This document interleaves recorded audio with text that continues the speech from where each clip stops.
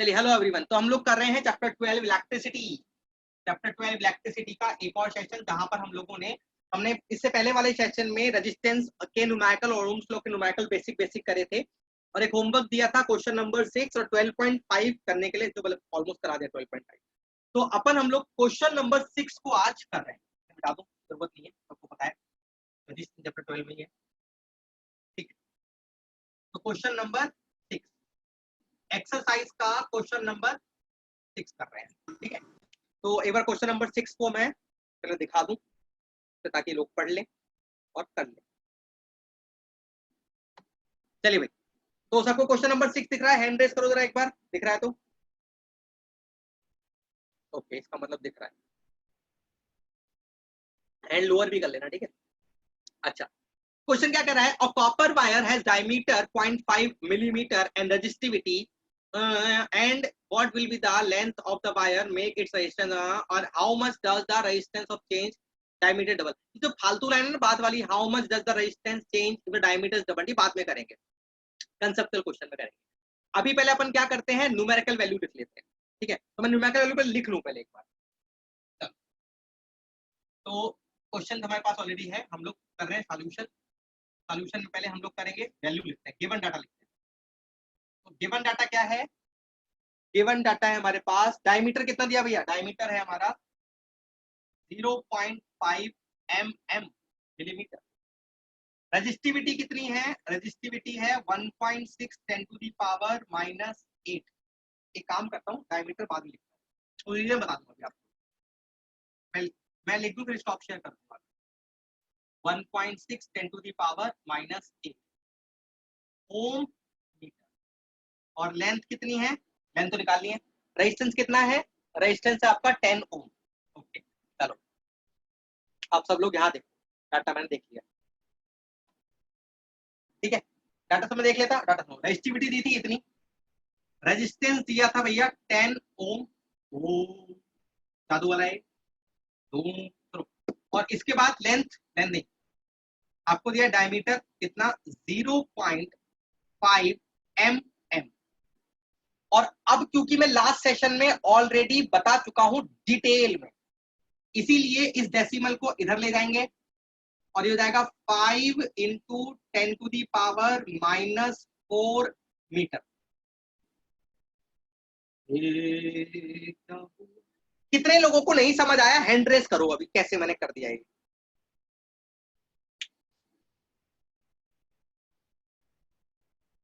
Oh shit, अरे हाँ यार, लड़की तेरा चैप्टर भी तो नहीं हुआ ये वाला। देख सुन, बहुत सिंपल। अब आते हैं हम डोरेमोन मेथड। देखो डोरेमोन मेथड क्या बोलता है, इस डेसिमल को हटाओ, 5/10 कर दो, मल्टीप्लाई। मिली को हटाओ, 10 की पावर -3 लगा दो, यहाँ मीटर रहेगा। ठीक है, इस वाले 10 को ऊपर ले जाओ, 10 को ऊपर ले जाओगे तो 10 की पावर -3 पहले से था, ऊपर जाएगा 10 की पावर -1 और आ जाएगा।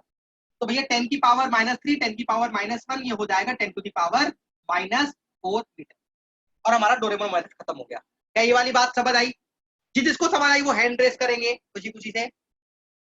वाह, जनता हमारे साथ है। अगर नहीं समझ आई चैट में लिखो, नहीं समझ आई, ये दोबारा बताओ,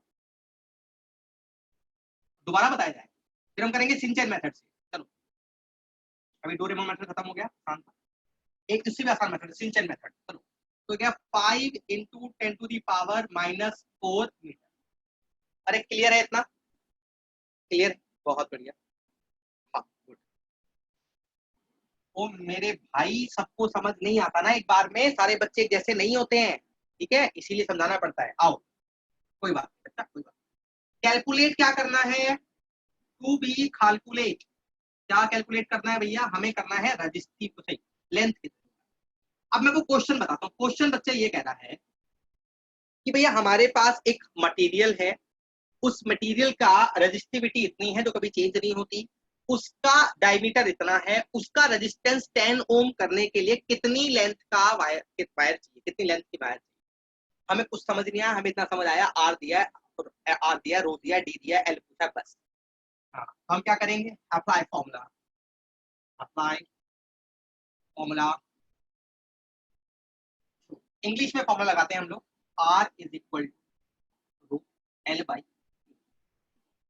ठीक है, बात समझ आती है। यहां निकालना है L, तो A की मल्टीप्लाई कर दें तो कितनी मेहनत करो तुम्हारे चक्कर में, 2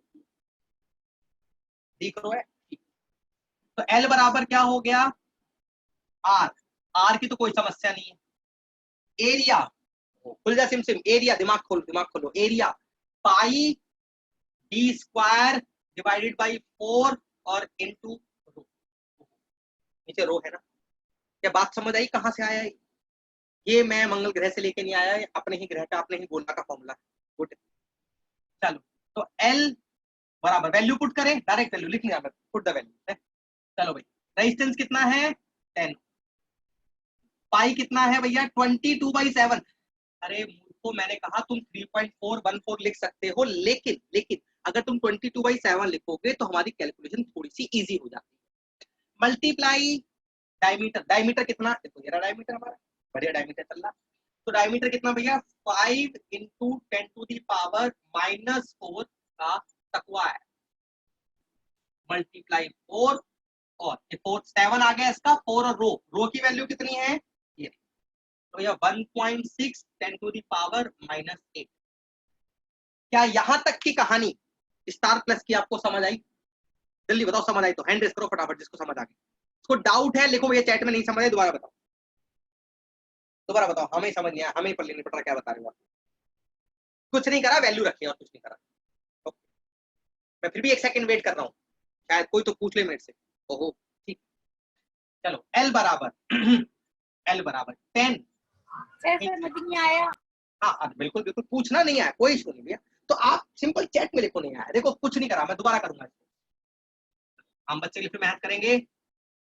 देखो ये समझ आ गया, यहां तक समझ आ गया, यहां तक कोई डाउट नहीं किसी को?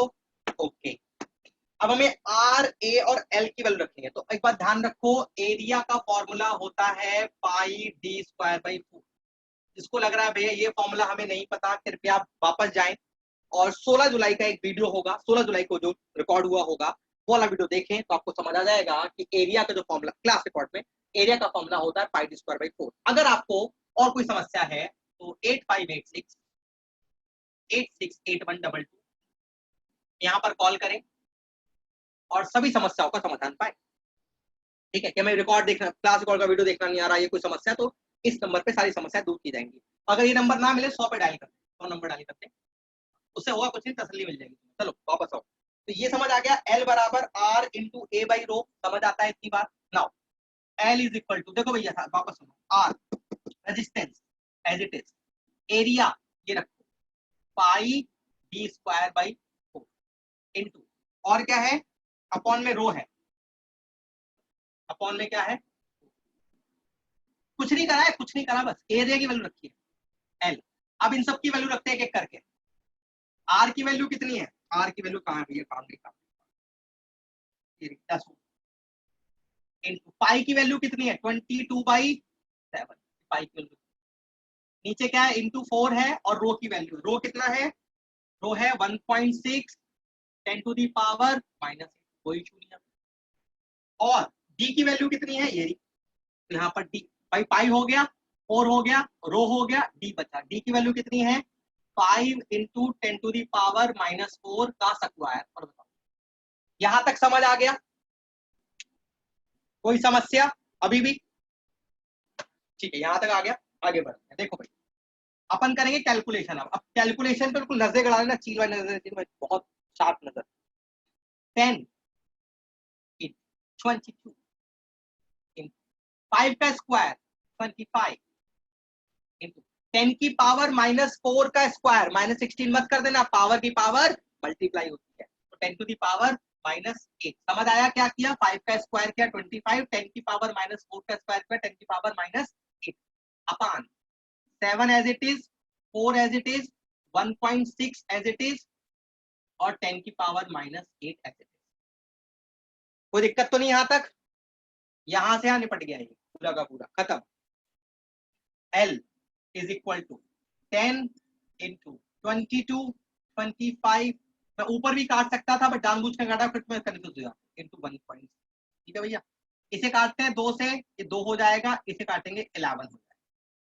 तो ठीक है, यहां से इसको काटेंगे ये 5 हो जाएगा, यहां से एक और बढ़ा लो, 10 कर लो, 10 कर, ठीक है, 10 से और काट लो, ये 2 से काट लो 5, ये 2 से काट लो 8, जितना इसको डिडक्ट सब खत्म कर दिया मैंने। तो एल कितना बता, देखो भैया 5 और गुणा 5, ये हो गया 25, ये पहले से 25, ये 11 डिवाइडेड बाई 7 इंटू 8, 7 8 दा पता नहीं कितना, वेरी गुड, शाबाश, यही आंसर होना चाहिए 56।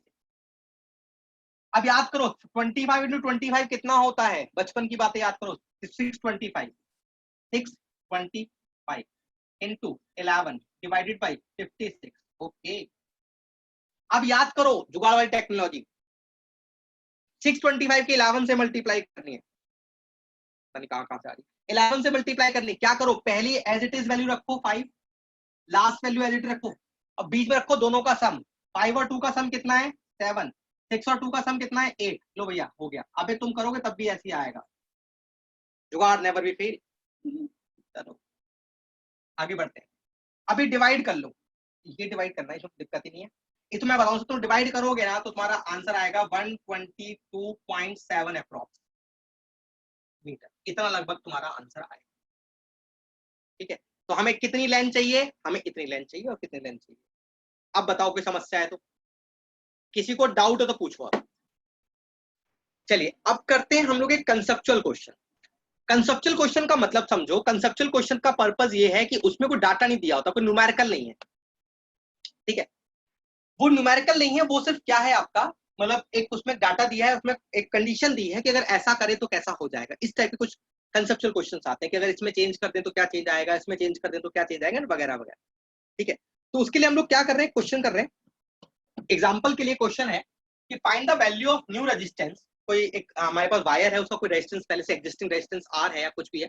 कई बार इतना बड़ा हमने क्वेश्चन छोटा लिया, कई बार ऐसा बोले कोई आपके पास वायर है, उसकी लेंथ एल है, एरिया ए है, रेजिस्टेंस आर है, ठीक है, तो उसमें हम लोग क्वेश्चन ये पूछता है हम लोगों से कि भाई ये बताओ कि अगर उसकी लेंथ को खींच के डबल कर दिया या कंप्रेस करके हाफ कर दिया या उसको डबल ऑन इट कर दिया, तो ये बताना होता है कि उस वाले केस में उसका नए रेजिस्टेंस में क्या चेंज आएगा। तो एक बात मैं पहले क्लियर कर दूं, इस बात को बिल्कुल ढंग से समझ लेना, कई बार गड़बड़ हो जाती है। जब तक आपका मटेरियल सेम है तब तक उसकी रेजिस्टिविटी सेम रहेगी।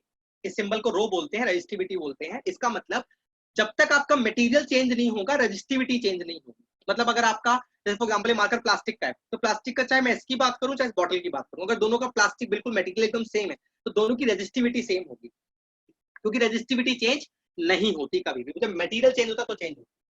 तो हमने क्या किया, क्वेश्चन का हमने मान लिया कि क्वेश्चन में डाटा नहीं दिया तो हमने अपनी तरफ से मान लिया, जनरली क्वेश्चन में डाटा देता है, तो मान लिया कि लेंथ कितनी है एल है, एरिया क्रॉस सेक्शन ए है, रेजिस्टिविटी रो है और रेजिस्टेंस मटेरियल का जो है वो आर, तो आर बराबर रो एल अपॉन ए हमारा एक फॉर्मूला बन जाए और हमें डायग्राम बना लिया।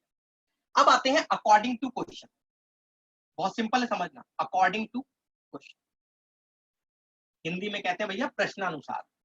तो क्वेश्चन क्या कहता है, क्वेश्चन ये बोल रहा है new length, sorry new length. अच्छा एक बात मैं आपको अलग से बता रहा हूं, अलग सुन लो भैया, किसी भी सॉलिड ऑब्जेक्ट के अंदर चाहे वायर हो चाहे कुछ भी हो, अगर ऑब्जेक्ट सॉलिड है तो उसका वॉल्यूम में चेंज नहीं आता कभी भी, जो वॉल्यूम पहले था वॉल्यूम बाद में आएगा, मतलब old volume it should be equal to new volume. इससे क्या फर्क पड़ता है, वॉल्यूम होता है एरिया इंटू लेंथ, तो एरिया इंटू लेंथ अगर पहले था तो बाद में भी एरिया इंटू लेंथ ही होना चाहिए। तो आपने क्योंकि लेंथ को डबल कर दिया, stretch to double of its length, तो एरिया को हाफ होना पड़ेगा तभी तो बराबर रहेगा। अगर आपने लेंथ को डबल कर दिया और एरिया हाफ नहीं हुआ तो क्या होगा, वो तो गड़बड़ हो जाएगी, वॉल्यूम सेम नहीं रहेगा। तो वॉल्यूम कंजर्व रहता है, ये बात अपने दिमाग में रखनी, टीचर को नहीं बतानी, टीचर को पता होता है। ठीक है, मैं तुम्हारे लिए छोड़ देता हूँ, अगर तुम लोग को अंडरस्टैंड करना हो तुम लोग यहाँ से देख सकते। अच्छा तो न्यू लेंथ क्या होगी, new length according question new length कितनी हो जाएगी, मान लेते हैं हम लोग न्यू लेंथ हो जाएगी एल डैश। डैश डैश कब लगाते हैं, जब सिंबल सेम रखना हो बट उसमें चेंज करना हो, तो एल डैश हो जाएगी। और एल डैश क्या है भैया, पहले वाले की डबल, पुराने वाले की डबल है जो एल थी। न्यू एरिया, न्यू एरिया क्या हो जाएगा ए डैश, जो पहले वाले का क्या हो जाएगा भैया हाफ हो जाएगा। क्यों हाफ हो जाएगा? क्योंकि भैया हमने लैंड डबल करी तो एरिया, हमें ये मत लिखना है, ये क्वेश्चन मत लिखना है, अलग से नोट करने के। अच्छा, resistivity remain same, resistivity remains same because material is same, material is same, hence rho dash नया वाला पुराने वाले के बराबर है। And let new resistance, let new, भैया इतना लिखना पड़ेगा, अरे हाँ लिखना पड़ेगा भैया, लिखना पड़ता है, क्वेश्चन का तरीका ही होता है करने का, ठीक है। तो यहां पर रेजिस्टेंस, नया रेजिस्टेंस क्या होगा, let new resistance R dash, तो आर डैश की वैल्यू क्या आ जाएगी, आर डैश बराबर आ जाएगा rho dash L dash A dash.